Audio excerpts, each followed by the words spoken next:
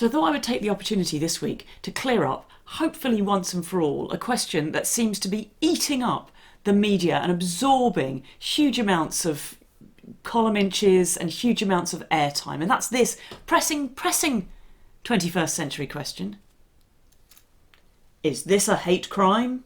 So I was asked to go on GB News this week and discuss whether or not Gordon Ramsay's rather unpleasant remarks about Cornish people should be a hate crime. And that suggests to me that we haven't really understood what the law around hate crimes is and what it means. So first of all, if something wasn't a crime before, being motivated by hate doesn't make it a hate crime, right?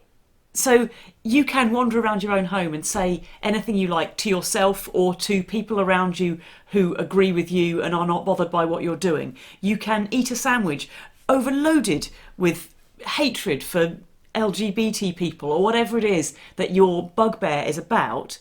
And if it wasn't a crime before, the hatred element of it means it's still not a crime now. Being a hater is not a crime. The things that might become a hate crime are things that were already crimes. So malicious communications, which would be threats or abuse or harassment targeted towards somebody, incitement to hatred, stirring up hatred against individuals, against groups of people, attacking people, being violent, abusing people, killing people. Those are the kind of crimes which could become hate crimes if it is deemed that your motivation is hate or if the language that you've used around it demonstrates hatred. Incidentally, once something is designated as a hate crime, it doesn't make a huge difference to what happens next. The differences are mainly that it is recorded as such, so the police at least have a record of how many of each type of hate crime are being reported to them. And it can be considered in sentencing. And in fact, hate crimes, it's generally considered that you should expect a slightly longer sentence. But remember that anything can be taken into consideration in sentencing. You know, defendants, barristers for the defence will jump in and give the whole, but he seemed like such a nice guy, he plays cricket every week, blah, blah, blah. So it seems kind of ridiculous to suggest that barristers for the prosecution shouldn't be allowed to jump in and say, well, he has been making a lot of racist remarks on his Facebook page and that seems to be what's driving the situation. It's relevant. Of course it's relevant, and so it can be considered in sentencing.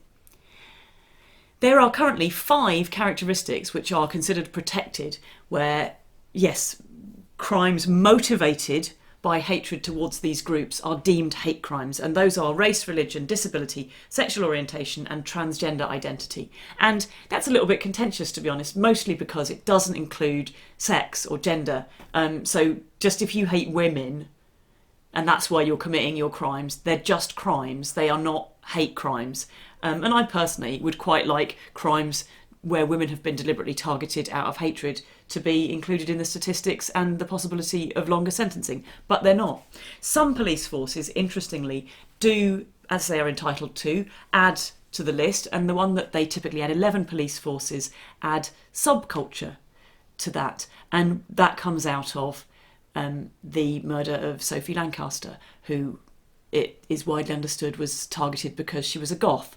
And it seems pretty legitimate to say, hang on, there's a group of people who are being targeted, we're going to add that group to our list and record crimes against them and have the opportunity to consider that in sentencing. And indeed, if the Cornish want themselves added to that list and can demonstrate that there's been a reasonable amount of crimes that have targeted them because they are Cornish, then we should absolutely do that. It won't make what Gordon Ramsay's doing, which is, to be honest, making a very mediocre TV show that should have been taken off air a long time ago and replaced with something much more fun and interesting, a crime, because he wasn't committing a crime to start with. He was making a cookery show that I don't particularly like, and that's not a hate crime. I'm allowed to say I don't like it because that's how these things work.